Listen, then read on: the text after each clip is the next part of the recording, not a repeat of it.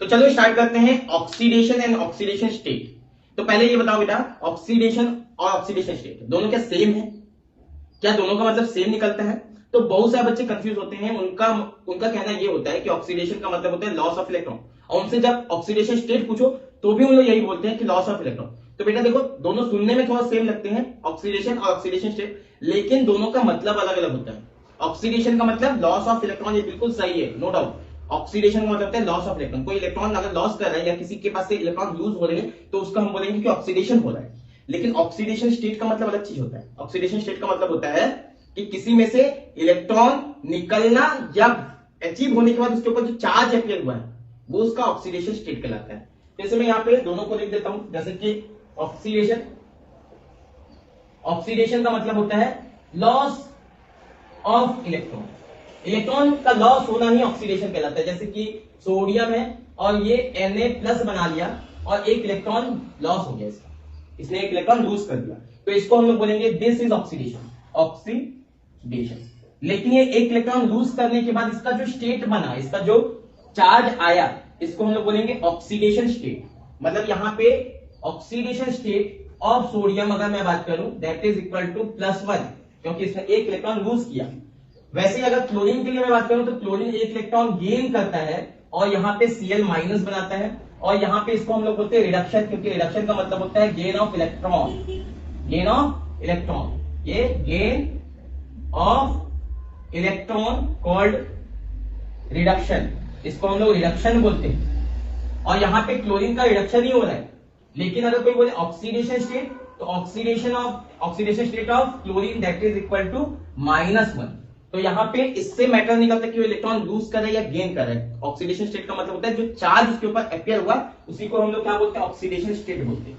जैसे और भी बहुत सारे एग्जांपल हम लोग ले सकते हैं। जैसे कोई तुमको बोले कि S-2, बताओ इसका ऑक्सीडेशन स्टेट क्या है, तो तुम लोग बोलोगे +2 oxidation, -2 oxidation state, -2 oxidation state. अगर तुमको कोई बोले Zn+2 है तो इसका ऑक्सीडेशन स्टेट क्या होगा, तो +2 इसका ऑक्सीडेशन स्टेट होगा। वैसे ही अगर कोई बोले पॉलीएटॉमिक आयन के लिए, ये बताओ पॉलीएटॉमिक आयन के ऊपर जो चार्ज होगा, ठीक है, जैसे PO4-3 होगा, तो यहाँ पे हम लोग को टोटल जो चार्ज है इसमें कितना है, -3। टोटल चार्ज कितना है, -3। लेकिन हम लोग जब ऑक्सीडेशन स्टेट निकालते हैं तो किसी पर्टिकुलर एक एटम के लिए निकालते हैं। यहाँ पे फॉस्फोरस से काउंट करना पड़ेगा ऑक्सीडेशन स्टेट। तो यहाँ पे हम लोग कैसे करेंगे, फॉस्फोरस को हम लोग मान लेंगे X, और यहाँ पे क्या करेंगे 4 × -2, क्योंकि ऑक्सीजन का जो ऑक्सीडेशन स्टेट होता है कंबाइंड फॉर्म में, इसके एक पूरा पर्टिकुलर रूल होता है जिसको हम लोग रेडॉक्स में पढ़ते हैं। तो यहाँ पे टोटल होगा तो यहाँ पे -3 के बराबर होना चाहिए। तो यहाँ पे X -8 = -3 और X = -3 + 8 = +5। तो ये जो मैंने कैलकुलेट किया +5, वो एक्चुअली फॉस्फोरस का ऑक्सीडेशन स्टेट है। मतलब वो किस स्टेट में कितना उसने इलेक्ट्रॉन लूज किया। तो यहाँ पे हमको समझ आता है कि उसने 5 इलेक्ट्रॉन लूज किए होंगे, उसका ऑक्सीडेशन स्टेट +5 है। तो मेरे ख्याल से आप लोगों को समझ में आ गया होगा कि ऑक्सीडेशन और ऑक्सीडेशन स्टेट में क्या डिफरेंस है। क्लियर सबको? अब हम लोग बात करने वाले हैं डी ब्लॉक एलिमेंट के ऑक्सीडेशन स्टेट के बारे में। तो बेटा देखो, मैं तुम लोगों को पहले बता देता हूँ कि डी ब्लॉक एलिमेंट जो होते हैं वो वेरिएबल, जैसे एस ब्लॉक के लिए बात करें तो उनका फिक्स होता है। पी ब्लॉक में भी वेरिएबल होता है क्योंकि उनके पास बहुत सारे मल्टीपल इलेक्ट्रॉन होते हैं। आउटर शेल में यानी वैलेंस इलेक्ट्रॉन जितना ज्यादा होगा उतना ज्यादा उनके पास ऑक्सीडेशन स्टेट होंगे। बात समझ में आया सबको? देखो जैसे सोडियम है तो सोडियम का आउटर मोस्ट शेल में कितने इलेक्ट्रॉन होते हैं, सोडियम का इलेक्ट्रॉनिक कॉन्फ़िगरेशन कहेंगे तो 2,8,1 आता है। तो इनके आउटर मोस्ट इलेक्ट्रॉन कितने होते हैं, 1 ही होते हैं, केवल 1। तो इनका जो ऑक्सीडेशन स्टेट होगा केवल एक ही हो सकता है, क्योंकि आउटर मोस्ट जो इलेक्ट्रॉन होते हैं उसी के ऊपर डिपेंड करता है ऑक्सीडेशन स्टेट कितना हो सकता है। ज्यादा इलेक्ट्रॉन ज्यादा ऑक्सीडेशन स्टेट। और हम लोग को डी ब्लॉक एलिमेंट में अगर मैं बात करूं तो वहां पे s ऑर्बिटल भी होता है, साथ में उसके पास d ऑर्बिटल भी होता है। तुम लोगों को सबको मालूम है कि आउटर जो शेल होता है उसमें n s और n-1 d ऑर्बिटल दोनों के इलेक्ट्रॉन प्रेजेंट होते हैं। तो काफी सारे इलेक्ट्रॉन प्रेजेंट होते हैं, इसलिए इनका ऑक्सीडेशन स्टेट भी वेरिएबल होता है। कई सारे ऑक्सीडेशन स्टेट इनको देखने को मिलते हैं। तो हम लोग बात करते हैं डी ब्लॉक एलिमेंट में कौन कौन से ऑक्सीडेशन स्टेट हमको देखने को मिलता है, उनकी स्टेबिलिटी क्या होगी और क्यों होगी, उसके बारे में हम लोग डिस्कशन करेंगे। तो यहाँ पे सबसे पहले स्कैंडियम के लिए बात करें तो ये +2 दिखाता है और +3 भी दिखाता है, दोनों यहाँ पे दिखाते हैं। लेकिन यहाँ पे +3 जो होता है वो ज्यादा स्टेबल होता है, +2 जो होता है वो स्टेबल नहीं, मतलब बहुत ही कम जो है +2 देखने को मिलता है। इवन एनसीईआरटी में देखो तो +2 मेंशन ही नहीं है। ठीक है। तो टाइटेनियम जो होता है यहाँ पे +2 होता है, +3 होता है, +4 होता है, ये हमारे पास देखने को मिलता है टाइटेनियम के लिए। यहाँ पे अगर बात करें तो +2, +3, +4 और +5 ये हमारे पास ऑक्सीडेशन स्टेट इसके देखने को मिलते हैं। यहाँ पे बात करें तो ये +1, देखो यहाँ पे गौर करो, इसके पास +1 ऑक्सीडेशन स्टेट है, ठीक है। किसी के पास अभी तक देखो +1 ऑक्सीडेशन स्टेट नहीं आया, लेकिन क्रोमियम के पास +1 ऑक्सीडेशन स्टेट है। उसके अलावा ये क्या क्या दिखा सकता है, तो +1 दिखा सकता है, +2 दिखा सकता है, +3 दिखा सकता है, +4 दिखा सकता है, +5 दिखा सकता है, +6 भी दिखा सकता है। तो इतने सारे ऑक्सीडेशन स्टेट, क्योंकि टोटल देखो क्रोमियम के पास अगर हम लोग बात करें तो टोटल कितने इलेक्ट्रॉन होते हैं, तो तुम लोगों को मालूम है कि यहाँ पे 4s2 और 3d4 टोटल कितने इलेक्ट्रॉन हुए सबको, यहाँ पे देखो 4 और 2 टोटल 6 हो गए ना, 4 + 2 = 6, तो यानी कि 6 + 6 तक वो जा सकता है।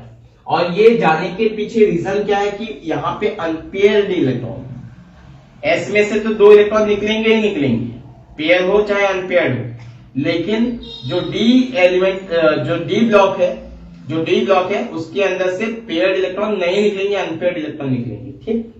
तो यहाँ पे मैग्नीज के लिए अगर मैं बात करूं तो मैग्नीज का जो ऑक्सीडेशन स्टेट होता है दैट इज +2, +3, +4, +5, +6, +7 इतने ऑक्सीडेशन स्टेट मैग्नीज दिखा सकता है। लेकिन यहाँ पे आने के बाद फिर पेयरिंग चालू हो जाता है। मैंने जैसे कि तुम लोग बताया कि अनपेयर्ड इलेक्ट्रॉन जो होते हैं उनको लूज करना इजी होता है, ठीक है। तो जो इलेक्ट्रॉन लूज होंगे वो कौन से इलेक्ट्रॉन लूज होंगे, जो अनपेयर्ड इलेक्ट्रॉन है। एस के तो दोनों निकलेंगे ही निकलेंगे, लेकिन बाद में फिर जो डी के हैं वो अनपेयर्ड इलेक्ट्रॉन ही निकलते हैं। तो यहाँ पे इसके +2 हो सकते हैं, +3 हो सकते हैं, +4 हो सकते हैं, +5 हो सकते हैं, +5, +6 भी हो सकता है। इतने इलेक्ट्रॉन ये जो है लूज कर सकता है। बात समझ आया। जैसे यहाँ पे फॉर एग्जांपल तुम लोग देखो, यहाँ पे अगर मैं बात करूं तो ये d ऑर्बिटल हो गया 1, 2, 3, 4, 5 और ये हो गया s के ऑर्बिटल। तो यहाँ पे टोटल देखो 3d में कितने होते हैं 6 और 4s में कितने होते हैं 2। तो यहाँ पे 2 इलेक्ट्रॉन यहाँ पे हो गए, ये 1, ये 2, ये 3, ये 4, ये 5 और ये 6। तो यहां से 2 निकल सकते हैं, यहां से 4 निकल सकते हैं। तो टोटल यहाँ पे कितने बन सकते हैं, यहां से 2 इलेक्ट्रॉन निकल सकता है और यहां से 1, 2, 3, 4, यहाँ 4। तो यानी कि +6 तक ये जा सकता है। जो यहाँ पे पेयर्ड इलेक्ट्रॉन है वो नहीं जा सकता। बात समझ आया सबको। लेकिन यहाँ पे इसका भी एक और इसमें एक और बात है। क्या बात है कि इसमें +2 ऑक्सीडेशन स्टेट ये स्टेबल होता है और +3 जो होता है ये स्टेबल होता है। बाकी जो होते हैं इनके कंपाउंड भी देखे गए हैं, उनको बनाया गया है, आर्टिफिशियली बनाया, लेकिन इसके स्टेबल अगर मैं बात करूं तो 2 और 3 जो होते हैं वो स्टेबल फॉर्म होते हैं। इनके स्टेबल ऑक्सीडेशन स्टेट में कोई बात करें तो +2 और +3 स्टेबल होते हैं। बात समझ आया। वैसे कोबाल्ट के लिए अगर मैं बात करूं तो कोबाल्ट का +2, देखो यहाँ पे कोबाल्ट के लिए अगर मैं बात करूं तो कोबाल्ट में भी सेम ऐसे ही तुम्हारे पास अगर बनाओ तो यहाँ पे देखो सेम ये कोबाल्ट का हो गया 1, 2, 3, 4, 5 और यहाँ पे हो गए 2। तो कोबाल्ट में सबको मालूम है कि एक इलेक्ट्रॉन ज्यादा हो जाएगा, 1, 2, 3, 4, 5, 6, 7 और ये 8, ये 9। तो टोटल हो गए यहाँ पे देखो 7। यहाँ पे टोटल कितने हो जाएंगे 7, 7, 3d7 हो जाएगा और 4s2 हो जाएगा, है ना। इसके बाद ये आता है। तो यहाँ पे टोटल देखो कितने हो गए 3 और ये हो गए 2। तो इसके बाद बेसिकली यहाँ पे हम लोग क्या बात करते हैं कि डिक्रीज करता है। तो यहाँ पे +2 दिखाएगा, फिर +3 दिखाएगा, +4 दिखाएगा, +5 दिखा सकता है। लेकिन यहाँ पे कोबाल्ट ये जो है +2 और +3 ही दिखाता है और मैक्सिमम टाइम वो +3 दिखाता है। मतलब इसका स्टेबल फॉर्म हम बात करें तो +3 oxidation state that is more stable. बात में आ गया। +3 जो होता है वो ज्यादा स्टेबल होता है। उसके बाद हम लोग निकल की बात करें तो निकल जो होता है इसमें भी +2 होगा, +3 होगा। तो यहाँ पे +2 जो होते हैं वो क्या होता है ज्यादा स्टेबल होता है। इसका जो +2 होता है वो ज्यादा होता है स्टेबल। कॉपर की बात करें तो यहाँ पे कॉपर के 2 ऑक्सीडेशन स्टेट हमको देखने को मिलते हैं, +1 हमको देखने को मिलता है, +2 भी हमको देखने को मिलता है, ठीक। और जिंक की बात करें तो ये 2 हमको यहाँ पे देखने को मिलता है, केवल एक ही ऑक्सीडेशन स्टेट इसके पास होता है। तो हम लोग बात करते हैं कि इनके अलग अलग इतने सारे वेरिएशन हमको देखने को क्यों मिल रहे हैं, उसके लिए एक बार फटाफट से बात कर लेते हैं। तो सबसे पहले स्कैंडियम से स्टार्ट करते हैं। स्कैंडियम का जो होता है, अगर मैं बात करूं तो स्कैंडियम के पास 2 ऑक्सीडेशन स्टेट होते हैं, एक होता है ये वाला +2 वाला और एक होता है +3 वाला। तो स्कैंडियम का इलेक्ट्रॉनिक कॉन्फ़िगरेशन देखेंगे तो यहाँ पे 3d जो होता है 1 होता है और 4s जो होता है वो 2 होता है, ये इसका इलेक्ट्रॉनिक कॉन्फ़िगरेशन होता है। और यहाँ पे s की अगर मैं बात करूं तो s में देखो 2 इलेक्ट्रॉन है, मतलब ये s वाले निकल सकते हैं, s वाले निकलेंगे तो d में एक ही रह जाएगा, है ना। तो यहाँ पे अगर ये 2 इलेक्ट्रॉन लूज कर जाए तो ये +2 बना लेगा, लेकिन अगर ये तीनों लूज कर जाए, ये तीनों के लूज करने पर ओनली यहाँ पे जो है 4s के अगर इलेक्ट्रॉन निकलते हैं तो +2 बनता है, लेकिन अगर 4s और अगर 3d के इलेक्ट्रॉन दोनों अगर निकल जाए तो ये +3 बना लेते हैं। तो इस तरीके से 2 ऑक्सीडेशन स्टेट इसके पॉसिबल है। और यहाँ पे हम बात करते हैं कि +3 oxidation state is more stable. क्यों? क्योंकि देखो अगर ये इलेक्ट्रॉन निकल जाए तो इसका कॉन्फ़िगरेशन इनर्ट गैस कॉन्फ़िगरेशन हो जाएगा। बात समझ में आया सबको? देखो यहाँ पे स्कैंडियम का इलेक्ट्रॉनिक कॉन्फ़िगरेशन वापस से मैं लिखता हूं, ध्यान से देखो। इसका आर्गन तक तो सभी का सेम होता है, तुमको मालूम है, क्योंकि ये इनर्ट गैस कॉन्फ़िगरेशन यहाँ तक क्लियर सबको समझ में आता है कि ये नोबल गैस कॉन्फ़िगरेशन है और यहाँ तक सबका कॉमन होगा। और उसके बाद फिर यहाँ पे क्या होते हैं 3d1 और यहाँ पे 4s2। तो इलेक्ट्रॉन सबसे पहले कहां से निकलते हैं? आउटर मोस्ट शेल से निकलते हैं। तो यहाँ पे 2 इलेक्ट्रॉन यहां से निकल सकते हैं, यहां से 1 इलेक्ट्रॉन अगर निकल जाए तो हमारा कॉन्फ़िगरेशन कैसा कन्वर्ट हो जाएगा? ये कन्वर्ट हो जाएगा Ar और यहाँ पे हो जाएगा 3d 0 और 4s 0। अब ये जो 0 है इनका मतलब, इनको लिखो चाहे मत लिखो एक ही मतलब है, यार इनका तो कोई रोल ही नहीं है, यहाँ पे इलेक्ट्रॉन ही नहीं है। तो इसका मतलब इसका कॉन्फ़िगरेशन कैसा हो जाएगा? आर्गन तक हो जाएगा। तो आर्गन तक हो जाना मतलब उसको नोबल गैस कॉन्फ़िगरेशन अचीव हो जा रहा है और ये ज्यादा स्टेबिलिटी को गेन करता है। जैसे ही नोबल गैस कॉन्फ़िगरेशन मिलता है तो उनको स्टेबिलिटी मिल जाती है। तो स्टेबिलिटी गेन हो जाने की वजह से ये +3 ऑक्सीडेशन स्टेट ज्यादा स्टेबल होता है as compare to +2 oxidation state. तो यही रीजन हम लोग इसके लिए भी देते हैं कि इसका जो है टाइटेनियम जो होता है उसका +4 ज्यादा स्टेबल होता है, वेनेडियम जो होता है उसका +5 ऑक्सीडेशन स्टेट ज्यादा स्टेबल होता है, क्योंकि इन लोगों को ये इलेक्ट्रॉन निकल जाने से नोबल गैस कॉन्फ़िगरेशन अचीव हो जाता है। तो सबसे पहला पॉइंट तो मैं यही लिख दूंगा, पहला पॉइंट कि from scandium to vanadium, from scandium to vanadium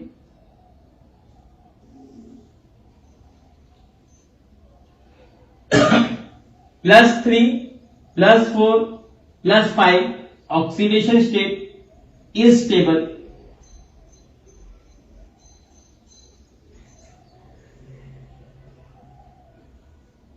respectively। अगर स्कैंडियम की बात करें तो स्कैंडियम का +3, टाइटेनियम का +4 और वेनेडियम का +5 ऑक्सीडेशन स्टेट स्टेबल होता है ना। क्यों? Due to achievement of noble gas configuration, noble gas configuration, इनको नोबल गैस कॉन्फ़िगरेशन मिल जाता है, इसलिए ये ज्यादा स्टेबल हो जाते हैं। और ज्यादा स्टेबल हो जाएंगे तो इनके लिए तो अच्छी बात है भाई, स्टेबल हो जाना मतलब क्या है? उनको सुकून की जिंदगी मिल जाना। तो इनको सुकून की जिंदगी मिलती है अगर उन लोग +3 +4 और +5 ऑक्सीडेशन स्टेट दिखाते हैं। और स्कैंडियम, वेनेडियम, टाइटेनियम, है ना, स्कैंडियम, टाइटेनियम, वेनेडियम, इन लोगों के लिए +3 +4 +5 अगर लूज कर जाते हैं तो सुकून की जिंदगी मिल जाती है, इसलिए ये लोग ये स्टेट दिखाते हैं। अब बात करते हैं हम लोग क्रोमियम के लिए। तो देखो क्रोमियम के लिए मैं बता देता हूं तुम लोगों को, क्रोमियम के लिए +1 +3 और +6 ये वाले जो होते हैं बहुत ही ज्यादा स्टेबल होते हैं, बाकी सब अनस्टेबल। बाकी जो ऑक्सीडेशन स्टेट है वो अनस्टेबल है। इनको अगर देखा जाए तो +1 +3 और +6, और उसमें भी मैं बता दूं +1 वाला ज्यादा स्टेबल नहीं होता, +3 वाला ज्यादा स्टेबल होता है। मतलब क्रोमियम का +3 और +6 बहुत स्टेबल, बहुत ज्यादा स्टेबल। तो रीजन ढूंढने की कोशिश करते हैं कि क्रोमियम का +3 और +6 और +1 ये तीनों जो स्टेट हैं वो ज्यादा स्टेबल क्यों होते हैं और +1 कहां देखने को मिलते हैं। तो पहले तो मैं लिख देता हूं +1 oxidation state, oxidation state is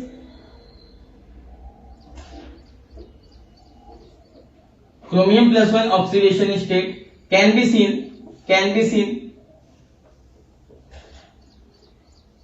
in the salts of pyridine के सॉल्ट में +1 ऑक्सीडेशन स्टेट देखने को मिलता है, बाकी कहीं पे भी देखने को नहीं मिलता। ठीक है। दूसरा +3 मैक्सिमम टाइम या जनरली दे आर इन +3 और +6 ऑक्सीडेशन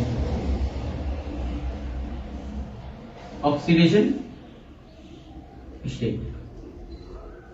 +3 या +6 के ऑक्सीडेशन स्टेट में ज्यादा देखने को मिलते हैं। इसके पीछे रीजन क्या है कि क्रोमियम जो होता है उसके ऑर्बिटल को अगर हम लोग ध्यान देखें तो इसके देखो डी में कितने होंगे, ये डी में हो जाएगा 1 2 3 4 5 और यहाँ पे हमारे पास होता है 4s, तो यहाँ पे 3D में लिख देता हूँ, ये हो गया 4s, तो 4s में 1 होता है और 3D में 5 होता है। ये तो सबको मालूम है, मैंने तुम लोग को इलेक्ट्रॉनिक कन्फिगरेशन भी सिखाया था, उसमें जाके देखेंगे। और इस तरीके से +1 यहाँ पे 1 और यहाँ पे 5 क्यों आता है, तो इसके पीछे हम रीजन क्या बोलते हैं कि s ऑर्बिटल और यहाँ पे d ऑर्बिटल इसमें हाफ फिल्ड हो जाने की वजह से इस तरीके का कन्फिगरेशन हमको देखने को मिलता है, जो कि एक्सेप्शनल केस है। एक्सेप्शनल केस होता है ना, जैसे अगर मैं क्रोमियम के लिए बात करूं तो इसका एक्सपेक्टेड क्या होता है 4s2 और 3d4 होना चाहिए था, लेकिन यहाँ पे 4s1 और 3d5 होता है, क्योंकि half filled orbitals are more stable than other.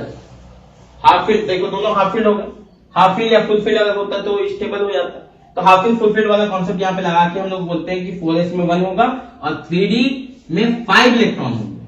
बात समझ में आ रहा है कि नहीं आ रहा, पहले ये बताओ। हाफ फील्ड फुल फील्ड वाला कॉन्सेप्ट जानते हो ना? नहीं जानते हो तो जाके देखो वीडियोस, उसमें हाफ फील्ड फुल फील्ड वाला कॉन्सेप्ट तुमको प्रीवियस जो एटॉमिक स्ट्रक्चर है उसमें तुमको देखने को मिल जाएगा। उसमें हम लोगों ने एक्सेप्शंस के बारे में बात की है कि कैसे जो है हाफ फील्ड और फुल फील्ड ऑर्बिटल्स ज्यादा स्टेबल होते हैं, तो इस तरीके से इलेक्ट्रॉन एक ऑर्बिटल से दूसरे ऑर्बिटल में जंप कर जाता है। ठीक है, तो यहाँ पे 3d5 4s1, तो यहाँ पे देखो इलेक्ट्रॉन कैसा होगा 1 2 3 4 5 और यहाँ पे हमारे पास होता है 1। अगर ये +1 स्टेट दिखा दे, +1 स्टेट दिखाना मतलब ये वाला इलेक्ट्रॉन के निकल जाना, इसका ये वाला इलेक्ट्रॉन अगर निकल जाएगा मतलब 4s 0 हो जाएगा, ये वाला इलेक्ट्रॉन निकल गया बेटा। देखो क्या हो गया, ये पांचों जो है सिंगल इलेक्ट्रॉन है, तो सिंगल इलेक्ट्रॉन मतलब क्या होगा, इसका डी ऑर्बिटल क्या होगा, हाफ फील्ड हो गया। ठीक है, तो ये क्या होता है, काफी ज्यादा स्टेबल होते हैं। तो इन +1 oxidation state d orbital is half filled, d orbital is half filled which is stable। d orbital is half filled which is stable। ये d orbital हाफ फील्ड होते हैं, इसलिए ये क्या होते हैं, स्टेबल हो जाते हैं। अगर मैं +3 ऑक्सीडेशन स्टेट की बात करूं, +3 ऑक्सीडेशन स्टेट, तो ये तो और भी ज्यादा स्टेबल होता है। क्यों होता है उसके बारे में सुनो। यहां पे हम लोग क्या बोलेंगे कि ये जो 5 ऑर्बिटल्स होते हैं इनकी स्प्लिटिंग होती है, 1 2 3 4 और ये 5, ये 5 ऑर्बिटल जो है इनकी स्प्लिटिंग होगी। कैसे स्प्लिटिंग होगी बेटा, तो ये देखो 2 तरीके से स्प्लिट होता है, इस तरीके से स्प्लिट होगा। क्यों स्प्लिटिंग होगा उसके बारे में मैं बात करूंगा अभी, लेकिन ये स्प्लिट होते हैं, ये इस तरीके से स्प्लिट होते हैं। ये जो ऑर्बिटल है डी के ऑर्बिटल जो होते हैं इस तरीके से स्प्लिट होते हैं। और यहाँ पे ये स्प्लिट होने का रीजन क्या है कि कुछ भी एनर्जी, मान लो यहां से कोई एनर्जी आया और एनर्जी की वजह से क्या होता है, यहाँ पे स्प्लिटिंग हो जाता है। और इसको हम लोग क्या बोलते हैं, ये जो बीच में जो लाइन है इसको हम लोग बोलते हैं बेरी सेंटर, बेरी सेंटर। अब देखो बेरी सेंटर से क्या होता है, एक ऐसा समझो, जैसे फॉर एग्जांपल तुम लोग के पास ऑर्बिटल्स हैं, अभी सभी ऑर्बिटल एकदम एक साथ एक एनर्जी लेवल पे, इस तरीके से एक लेवल पे, एक लेवल पे, इस तरीके से। अब जैसे ही कुछ एनर्जी आएगी और इनमें स्प्लिटिंग हो जाएगा, तो एक चला जाएगा नीचे और एक चला जाएगा ऊपर, इस तरीके से ऊपर और नीचे चले जाएंगे। मतलब ये क्या हो गया, स्प्लिटिंग हो गई, दोनों की एनर्जी अलग अलग हो गई। तो जो नीचे वाली जो ऑर्बिटल होती है T2G बोलते हैं, क्या बोलते हैं, T2G, और जो ऊपर वाले जो ऑर्बिटल होते हैं उनको हम लोग बोलते हैं EG ऑर्बिटल्स। अभी हम लोग उसको आगे भी कोऑर्डिनेशन कंपाउंड में बात करेंगे, तो यहाँ पे ये स्प्लिटिंग किस तरीके से होती है वो वहां पे डिस्कशन होता है अलग से। इनको हम लोग फिलहाल जो है EG ऑर्बिटल्स बोलते हैं और इनको बोलते हैं T2G ऑर्बिटल्स। और यहाँ पे स्प्लिटिंग एनर्जी इसका काफी ज्यादा होता है। स्प्लिटिंग एनर्जी मतलब ये जो एनर्जी था, इसको मान लो E1 एनर्जी है और इसका E2 एनर्जी है, तो इनके बीच में काफी ज्यादा डिफरेंस होगा। E1 से E2 बहुत ज्यादा डिफरेंस है, और जितना कम डिफरेंस होगा उतना कम जो है उसमें, अगर डिफरेंस कम हुआ इसके और इसके में डिफरेंस कम हुआ, तो यहाँ पे हम लोग क्या बोलेंगे कि इसकी एनर्जी के बराबर है। अगर एनर्जी बराबर है तो स्टेबिलिटी में ज्यादा डिफरेंस नहीं आएगा, लेकिन यहाँ पे काफी ज्यादा डिफरेंस है। ज्यादा डिफरेंस होने से क्या होगा कि स्टेबिलिटी ज्यादा मिलेगी। एनर्जी क्योंकि बहुत ज्यादा कम है, जो पहले था उससे काफी ज्यादा एनर्जी इसमें कम हो जाएगा। और इसकी फिलिंग कैसे करेंगे, तो आपको मालूम है कि हम लोग जब भी इलेक्ट्रॉन की फिलिंग करते हैं तो होल्स रूल के अकॉर्डिंग करते हैं। तो यहाँ पे अगर मान के चलो तुम्हारे पास +3 की बात करें तो एक इलेक्ट्रॉन यहां से निकल गए और 2 इलेक्ट्रॉन यहां से निकल गए, मान लेते हैं। यहाँ पे पहले जो 1 इलेक्ट्रॉन था वो निकल गया, मैं इसको बना भी देता हूँ, ये 1 इलेक्ट्रॉन था, ये निकल गया, एक निकल गया, एक निकल गया, तो क्या बना लेगा, +3 बना लेगा। अब +3 बनेगा तो कितने इलेक्ट्रॉन बच जाएंगे, 1 2 3, 3 इलेक्ट्रॉन बच जाएंगे, 1 2 और ये 3। अब ये 3 इलेक्ट्रॉन की अगर हम लोग इलेक्ट्रॉनिक कॉन्फ़िगरेशन करेंगे और ये T2G और EG के बेसिस पे करेंगे, तो इलेक्ट्रॉन कहां जाएगा, पहले यहां जाएगा, लोअर ऑर्बिटल के अंदर जाते हैं अकॉर्डिंग टू अबव रूल कि लोअर एनर्जी लेवल, उसके बाद फिर होल्स रूल लगाते हैं तो पेयरिंग होती है, फिर ऊपर जाएगा। इस तरीके से हम लोग क्या करते हैं, इलेक्ट्रॉनिक कॉन्फ़िगरेशन करते हैं, सबको मालूम है। तो यहाँ पे तुम लोग देख सकते हो कि T2G के क्या है, एग्जैक्टली हाफ फिल्ड। क्या है, हाफ फिल्ड T2G तुमको देखने को मिलता है इसके अंदर, हाफ फिल्ड T2G देखने को मिलता है। और हाफ फिल्ड T2G मिलने से यहाँ पे इसको काफी ज्यादा स्टेबिलिटी मिल जाता है, क्योंकि इसकी स्प्लिटिंग एनर्जी काफी ज्यादा। ये जो स्प्लिट हुआ यहां से इनके बीच में जो डिफरेंसेस हैं ये काफी ज्यादा differences, splitting energy is very very high. तो यहाँ पे ये T2G ऑर्बिटल काफी नीचे चले जाते हैं, जिसके कारण से इसकी एनर्जी बहुत ज्यादा कम हो जाती है। और एनर्जी कम होना मतलब स्टेबिलिटी गेन कर। बात समझ में आया बेटा? तो +3 ऑक्सीडेशन स्टेट इसका जो है इसी तरीके से हम बताते हैं कि स्टेबल। इसके बाद हम लोग आगे बात करें तो इसका जो +6 ऑक्सीडेशन स्टेट होता है, +6 ऑक्सीडेशन स्टेट, मैं इस पे इरेज कर देता हूं। +6 ऑक्सीडेशन स्टेट,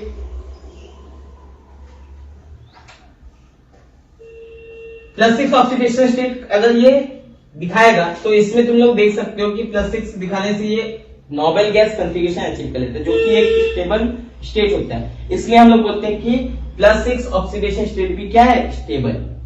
तो यहाँ पे क्रोमियम +6 के लिए अगर हम लोग लिखें तो 8 H noble gas configuration, hence state. तो बेटा देखो यहाँ पे +1 क्यों स्टेबल था, क्योंकि s ऑर्बिटल से निकल जाते थे, इसलिए थोड़ा स्टेबल था, हाफ फिल्ड d ऑर्बिटल बन जाते थे। यहाँ पे अगर +3 की बात करें तो यहाँ पे T2G जो ऑर्बिटल है वो हाफ फिल्ड हो जाता है, जो कि काफी ज्यादा इसके लोअर एनर्जी होने के कारण से स्टेबल हो जाता है। और यहाँ पे +6 की बात करें तो ये नोबेल गैस कॉन्फ़िगरेशन शो करता है, इसलिए ये क्या है, स्टेबल। तो इस तरीके से क्रोमियम के लिए हम लोग बात करके इसको नोट कर लेंगे। चलो मैं यहां से हट जाता हूं। चलो आगे हम लोग बात करते हैं मैग्नीज के लिए। मैग्नीज का जो है कौन कौन सा स्टेट इसका जो है ज्यादा स्टेबल होगा, क्यों स्टेबल होगा, उसके बारे में यहाँ पे डिस्कशन करते हैं।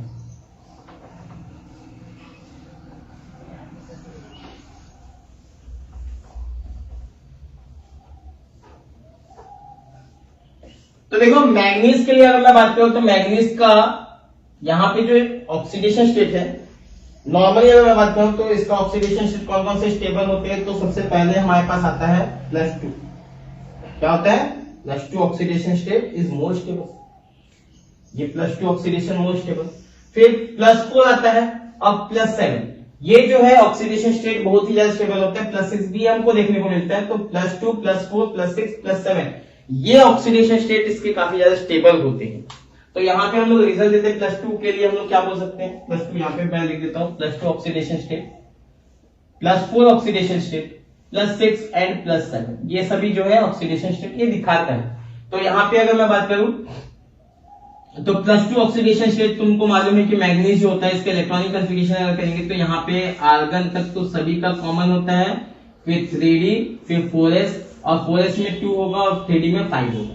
तो यहाँ पे देखो इसके ऑर्बिटल्स अगर मैं ड्रॉ करूं, ये 5, 1 2 3 4 5, और ये जो है 4s के ऑर्बिटल है। तो यहाँ पे 2 इलेक्ट्रॉन होंगे, यहाँ पे सभी 1 2 3 4 5।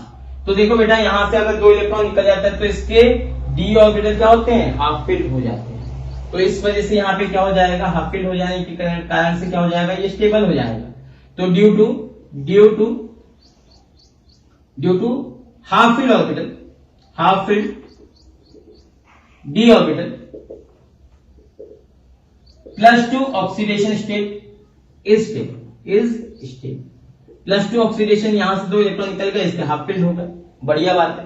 तो ये +2 ऑक्सीडेशन स्टेट इसकी स्टेबल है। अगर मैं यहाँ पे +4 की बात करूं तो यहाँ पे देखो ये वाला जो है कैसा बन जाएगा, अगर यहाँ पे अगर 4 इलेक्ट्रॉन निकल जाए तो इसका T2G जो होता है वो हाफ फिल्ड हो जाता है। अभी थोड़ी देर पहले मैंने बताया था कि इसका स्प्लिटिंग हो जाएगा, यहाँ से अगर 2 निकल गए, यहाँ से 2 निकल गए तो बच गए 3। यहाँ पे Mn+4 लिख देता हूँ। Mn+4 अगर स्टेट अगर बात करें तो आर्गन तक तो सभी के सेम होते हैं, और यहाँ पे 3d कितना हो जाएगा, 3 हो जाएंगे, 4s कितना हो जाएंगे, 0। तो ये ऑर्बिटल कैसे दिखाई देंगे हमको, 1 2 3 4,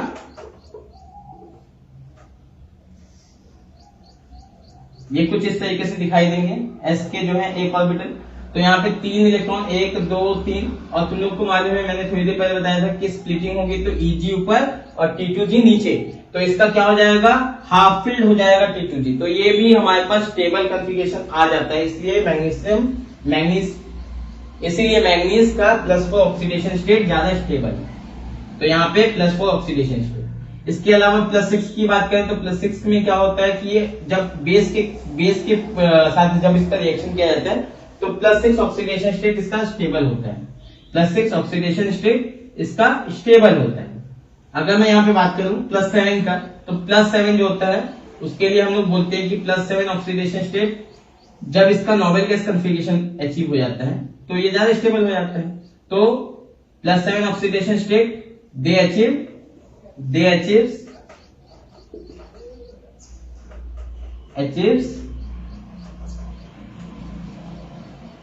नोबेल गैस कॉन्फ़िगरेशन।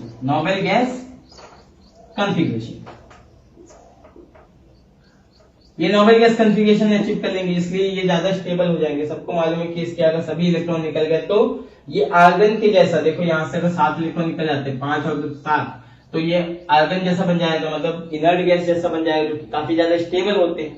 तो इसलिए ये क्या होते हैं, +7 ऑक्सीडेशन स्टेट स्टेबल होते हैं। चलो आगे हम लोग बात करते हैं आयरन के लिए बात करते हैं। तो आयरन के लिए देखो +2 और +3 ऑक्सीडेशन स्टेट, इसको नोट कर लो, फटाफट से नोट कर लो, मैं जाता हूं।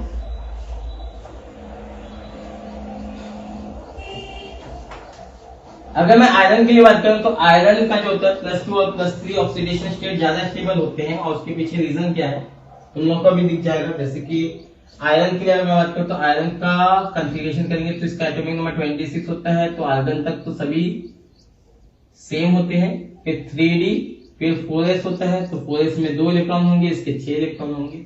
और यहाँ पे अगर मैं d ऑर्बिटल को बनाऊं तो यहाँ पे कैसा दिखेगा, ये 1 2 3 4 और ये 5, और ये s के ऑर्बिटल हो गए, s ये 3d है और ये 4s है।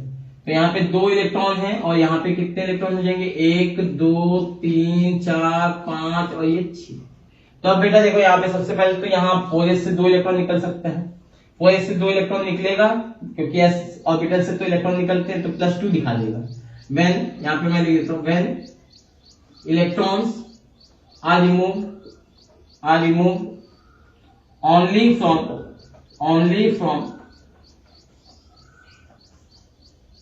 4s orbital, then they form +2 state. भाई +2 स्टेट तभी बन सकता है जब 4s से 2 इलेक्ट्रॉन निकल जाए। आखिरी वाले 4s इलेक्ट्रॉन जो है निकलना बहुत ज्यादा इजी होता है, इसलिए निकल जाता है। इसका आयोनाइजेशन पोटेंशियल भी कम होता है, मतलब इसका आयनाइजेशन पोटेंशियल, मतलब ये इसके आयनाइजेशन एनर्जी कम लगती है, इसलिए यहां से इलेक्ट्रॉन निकल जाते हैं। ठीक है। दूसरा जो है, अगर मैं बात करूं तो यहाँ पे अगर 3 इलेक्ट्रॉन यहाँ पे निकल जाते हैं तो ये हाफ फिल्ड डी ऑर्बिटल को अचीव कर लेता है, हाफ फिल्ड कॉन्फ़िगरेशन बन जाता है, इसलिए ये ज्यादा स्टेबल हो जाता है। देन यानी हम लोग बोल सकते हैं in their +3 oxidation state, half filled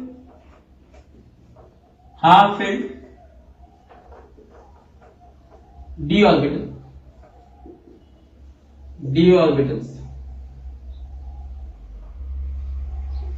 in their +3 oxidation state, मैं इसको ऐसा लिखता हूं, in their +3 oxidation state due to half filled orbitals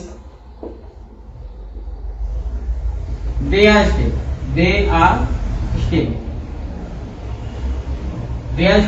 +3 oxidation state में देखो क्या होगा, ये 2 इलेक्ट्रॉन निकल जाएंगे, यहाँ से 1 इलेक्ट्रॉन निकल जाएंगे, तो इस तरीके से मैं यहाँ पे क्या लिख सकता हूँ कि आयरन जो है वो +3 ऑक्सीडेशन स्टेट में है, तो आयरन यहाँ पे है, और यहाँ पे 3D क्या हो गया 5 हो गया, और 4s कितना हो गया 0 हो गया, क्योंकि 2 यहाँ से निकल गए, 1 यहाँ से निकल गए, तो 3D 5 पर जाएंगे, तो 5 मैंने यहाँ पे बना दिया। अब इसका अगर मैं इलेक्ट्रॉन को फिल करूं तो इलेक्ट्रॉन फिल होंगे तो कैसे होंगे, 1 2 3 और ये 4 और ये 5, तो 1 2 3 4 5, तो देखो हाफ फिल्ड हो गए, हाफ फिल्ड, इसलिए ये जो होते हैं क्या होते हैं, +3 ज्यादा स्टेबल होता है, +3 is more stable then +2, +3 oxidation state is more stable then plus. अब यहाँ पे सबसे बड़ी बात क्या आता है, जैसे मैंगनीज की बात करें तो यहाँ पे +7 ऑक्सीडेशन स्टेट दिखा सकता था, यहाँ पे आयरन नहीं दिखा सकता, सभी इलेक्ट्रॉन निकल ही नहीं सकते। क्यों? इसके पीछे रीजन क्या है, इनका अगर सभी के लिए निकाले तो इसका इलेक्ट्रॉन पोटेंशियल काफी ज्यादा हो जाता है, मतलब यहाँ पे इलेक्ट्रॉन निकालने के लिए बहुत ज्यादा एनर्जी चाहिए, तो इसके +7 या +6 तक ये जा ही नहीं सकते, बहुत ही कम स्टेबल होते हैं, +6 तक तो वो जाने के लिए उसको बहुत ज्यादा एनर्जी चाहिए, उतनी एनर्जी हमको लगाना पड़ेगा, तब जाके वो एनर्जी लेके ये इलेक्ट्रॉन बाहर निकलेंगे, और इतनी एनर्जी लगती है कि ये पॉसिबल नहीं हो पाता, वो स्पॉन्टेनियसली नहीं हो सकता। तो +2 और +3 इसके स्टेबल होते हैं। और कोबाल्ट के लिए अगर मैं बात करूं तो कोबाल्ट के लिए जो होता है +3 ऑक्सीडेशन स्टेट ही ज्यादा स्टेबल होते हैं। निकल के लिए बात करें तो निकल के लिए जो होता है, निकल के लिए +2 ऑक्सीडेशन ही स्टेट ज्यादा स्टेबल होता है, तो इसको याद कर लेना बेटा, इसका +3 ज्यादा स्टेबल होता है और इसका +2 ज्यादा स्टेबल होता है। बात करते हैं कॉपर के लिए, चलो इसको नोट कर लो, उसके बाद फिर आगे डिस्कशन करते हैं। चलो तो यहां पे हम लोग बात करते हैं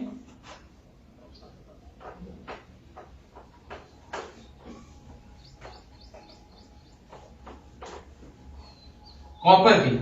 तो देखो बेटा कॉपर के लिए क्या है ना कि +1 भी दिखाता है +2 भी दिखाता है। अगर तुम लोग देखो तो कॉपर इसमें से सबसे अलग, इसके लिए तुमको कहीं पे भी प्रॉपर आंसर तो देखने को नहीं मिलता, लेकिन काफी ज्यादा रिसर्च करने के बाद मैंने तुम लोग के लिए यहाँ पे आंसर निकाल के लेके आया है कि ये +1 और +2 दिखाता क्यों है और कब दिखाएगा। तो मैं यहाँ पे बात करता हूँ, देखो सबसे पहले कॉपर का इलेक्ट्रॉनिक कॉन्फ़िगरेशन देख लेते हैं। तो कॉपर का इलेक्ट्रॉनिक कॉन्फ़िगरेशन कहेंगे तो आर्गन तक तो सबका सेम होता है, 3D यहाँ पे 10 होगा और 4s क्या होगा 1 होगा। यहाँ पे ऐसा होने के पीछे रीजन क्या है, क्योंकि 3D 10 हो जाने से इसका फुलफिल्ड हो जाता है और 4s 1 होने से हाफ फिल्ड हो जाता है, और हाफ फिल्ड फुलफिल्ड जो कॉन्फ़िगरेशन होता है वो काफी ज्यादा स्टेबल माना जाता है। तो स्टेबल कॉन्फ़िगरेशन को अचीव करने के लिए यहाँ से 2 इलेक्ट्रॉन के बदले 1 इलेक्ट्रॉन जो होता है यहाँ पे कूद जाता है, जिसके कारण से यहाँ पे 10 इलेक्ट्रॉन आ जाते हैं। बात समझ में आया सबको? इलेक्ट्रॉनिक कॉन्फ़िगरेशन में तुम लोग को याद करने का तरीका भी मैंने बताया था।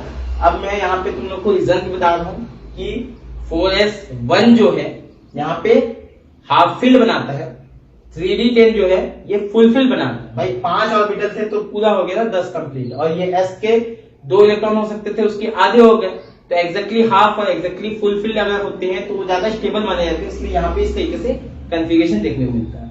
लेकिन बात क्या है, एक चीज बताऊं कि यहाँ पे अगर मैं इसको देखूं तो इसके हिसाब से इसका +1 ऑक्सीडेशन स्टेट ज्यादा स्टेबल होना चाहिए था, और इसके अलावा कोई स्टेट बनना ही नहीं चाहिए था। +2 तो आने का सवाल ही नहीं है यहाँ पे, लेकिन +2 भी यहाँ पे दिखाता है।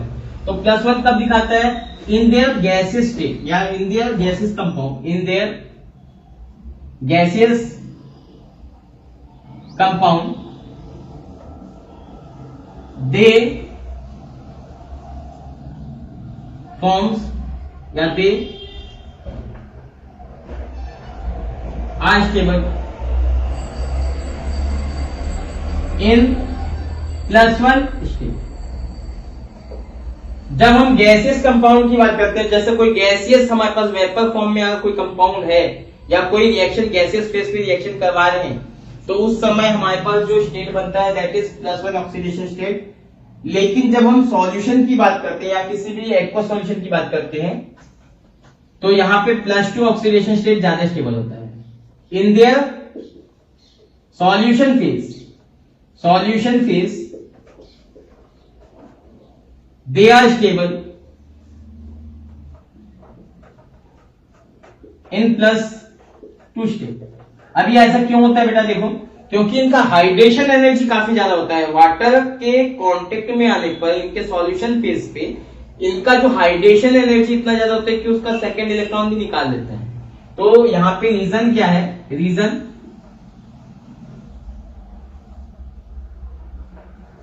क्या है, due to high hydration energy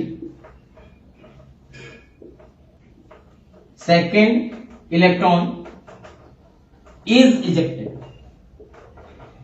भाई तुम लोग खुद सोचो, यहां पे इतनी ज्यादा हाइड्रेशन एनर्जी है, मतलब एनर्जी इतना ज्यादा बाहर यहां पे निकल है कि इसके सेकेंड इलेक्ट्रॉन को भी बाहर निकाल देता है। इसलिए कॉपर हमको क्या दिखाई देता है, +2 ऑक्सीडेशन स्टेट में दिखाई देता है। तो ये हमारे पास रीजन था। जिंक के लिए अगर मैं बात करूं तो जिंक जो होता है, जिंक +2 ऑक्सीडेशन स्टेट में ही होता है। क्यों होता है, क्योंकि इसका अगर हम लोग बात करें तो 2 इलेक्ट्रॉन निकलने पर इसका फुलफिल्ड डी ऑर्बिटल हमको देखने को मिलता है और इसका हाइड्रेशन एनर्जी उतना ज्यादा सफिशिएंट नहीं है कि इसके आगे के इलेक्ट्रॉन को निकाल सके। जैसे कि कॉपर का हाइड्रेशन एनर्जी इतना ज्यादा था कि वो दूसरे इलेक्ट्रॉन को निकाल देता था, लेकिन जिंक के पास इतना सफिशिएंट एनर्जी नहीं निकलता, हाइड्रेशन एनर्जी इतना ज्यादा नहीं होता, +2 तक ही रहता है। तो यहां पे बोल सकते हैं हम लोग कि due to fulfil d orbitals they exist only in +2 state. केवल +2 स्टेट में ही हमको देखने को मिलते हैं। तो ये सभी रीजन मैंने तुम लोगों को बता दिया। ऑक्सीडेशन स्टेट हम लोगों ने कंप्लीट कर दिया। कोई भी अगर पूछे कि कौन सा स्टेट कौन सा एलिमेंट के ज्यादा स्टेबल है और क्यों है, तो उसके प्रॉपर रीजन हम लोगों ने यहाँ पे डिस्कशन कर लिया है। अगर ये वीडियो अच्छा लगे तो इसको लाइक करें, शेयर करें, सब्सक्राइब करें मेरे चैनल को। इस तरीके के बढ़िया आगे के पूरे कॉन्सेप्ट के साथ सभी लेक्चर को देखने के लिए आप लोग मेरे साथ बने रहे। बेल आइकॉन को जरूर दबाएं। All the best.